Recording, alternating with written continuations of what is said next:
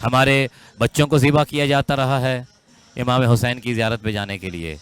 ہمارے بڑوں کی گردنیں اتار دی گئی ہیں امام حسین کی زیارت کے لیے، لیکن حسین کی زیارت کا سفر نہیں رک سکا تو امام کی رقابت کا سفر کیسے ختم ہو سکتا ہے؟ دنیا کو یہی خوف ہے، دنیا اسی ڈر سے ڈرے جا رہی ہے کہ یہ اس طرح سے متحد ہوتے رہے اور ان کے امام نے ظہور کر لیا، ہمارے تو پھانسی کے عقیدے تمام ہو جائیں گے،